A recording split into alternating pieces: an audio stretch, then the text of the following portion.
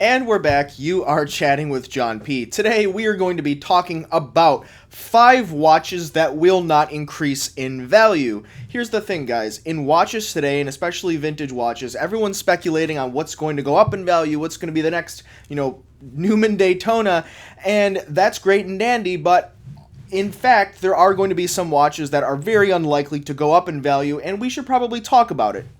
Total disclosure, they're all very great watches, and there's nothing wrong with them. I personally like most of them, but I thought it would be interesting to bring this to you because as a watch dealer here at DelReyWatch.com, we see what the watch manufacturers are doing. We're handling pre-owned watches. We see what's going on, and a lot of it has to do with production volume. So let's talk about it, but first I'd like to thank you for liking and subscribing. It really does help, and yes, I am wearing a watchmaker's jacket here. This was brought in by a very good friend of the channel and the store, and it's pretty comfortable actually, and no one knows what you're wearing underneath, so you could be wearing everything or nothing, and I can see why watchmakers wear them, especially looking at you, Hans. He's our watchmaker, if you're not familiar. And what we actually want to do is, I've got a Romain Jerome. It's a watch brand here, if you're familiar with the manufacturer, and this is a hat that we have, and we're going to be basically auctioning or raffling this off rather, and you don't have to buy anything, but what you do have to do to get this Romain Jerome hat,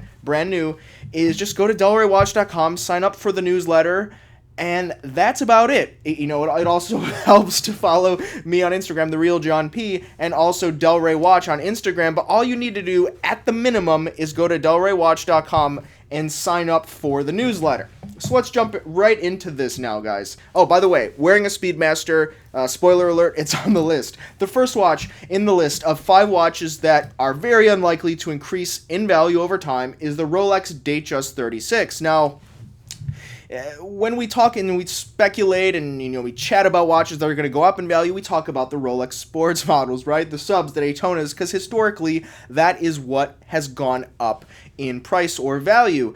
But the thing is with the Datejust models, they've really ramped up production, and by they I mean Rolex. Rolex, I don't know if they've necessarily tuned down the production of the sports models, but they certainly have not met demand, but the Datejust models certainly have far surpass the demand for them, and there's so many of these floating around, and you really can get a great deal on them. So for these reasons, I do not anticipate that the Datejust 36 will go up in value. Now, if you have a vintage one that's special, it's got a special dial, sure, it's possible that can go up, but if you're walking into a Rolex store and buying a Datejust 36, great watch, excellent watch, superlative watch, but unfortunately, probably will not go up in value as time goes on.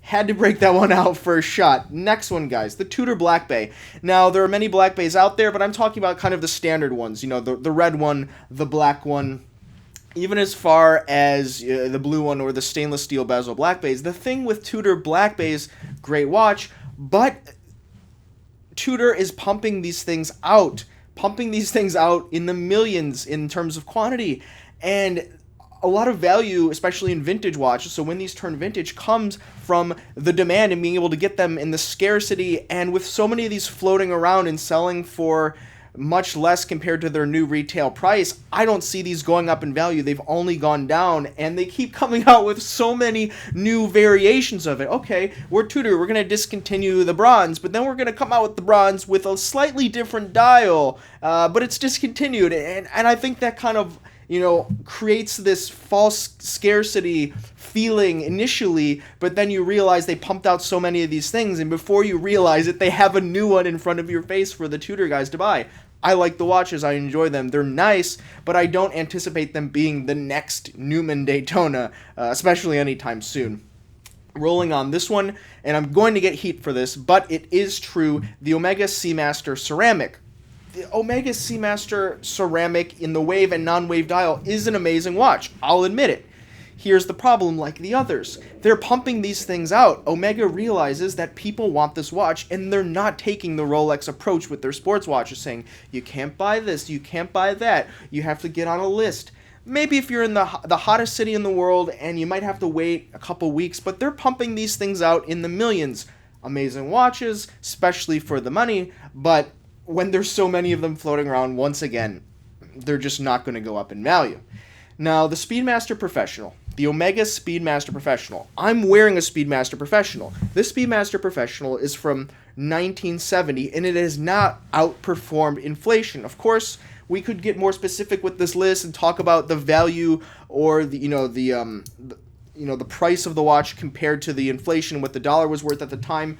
Kind of set that aside. That gets a little bit too deep into the topic, keeping it very light here. The Speedmaster Professional, they're also dumping these things out by the millions, and not a lot has changed. This is from 1970. It's not special. It does look special because it's got an interesting patina, but it sells for less than the retail price of what you can get the comparable version of the watch. Now, there's some pre-moons, some, ultra scarce models floating around out there, the Ed Whites, but in terms of your run-of-the-mill Speedmaster Professional 42 millimeter moon watch, guys, they're not going to go up. There's so many of them floating around there, you could be walking down the street and stumble upon one. There's no scarcity, unless for some reason someone collects all of them, throws them in a dumpster, lights them in fire, and there's a few thousand left in the world. Okay, wow, I missed the scenario. I missed the buck on this one, guys. But great watch, excellent. I wear one myself, but not going to go up. Maybe the limited editions here or there could, because that's kind of the trend in watches, but run-of-the-mill Speedmaster 42 not going up anytime soon or even into the future. And lastly, the Breitling Super Ocean, the entire line. Now, when the Super Ocean line came out, people were excited about it. It was something interesting and new for the Breitling lineup. Breitling kind of was stuck in a mold where they were just kind of making the same thing over again, a couple different colors, and they released the Super Ocean, and it's got kind of a modern, it's certainly a modern watch, but it's got a little bit of like a heritage-y feel, and it's something interesting and newer when the line came out for Breitling, and they've kind of treated it that way ever since. But once again, creating so many of these things, they're getting into the gray markets, and they really can be had at, certainly under 50% of retail price, even sometimes unworn, and they've been caught in basically wholesale stores in the United States, like TJ Maxx, if you're familiar. There's been Super Oceans on the shelf there selling at like 20% retail, and even there's been some reports, we've gotten emails from viewers like you guys that have told us about this.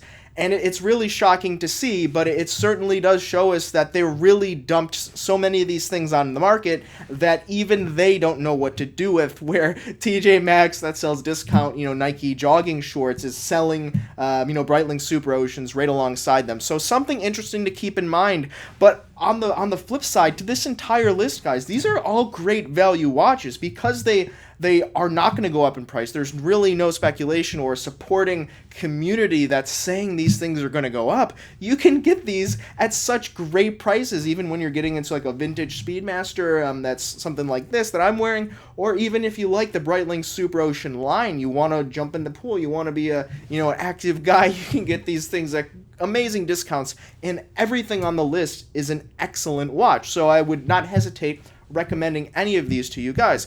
But let me know, what do you guys think about these?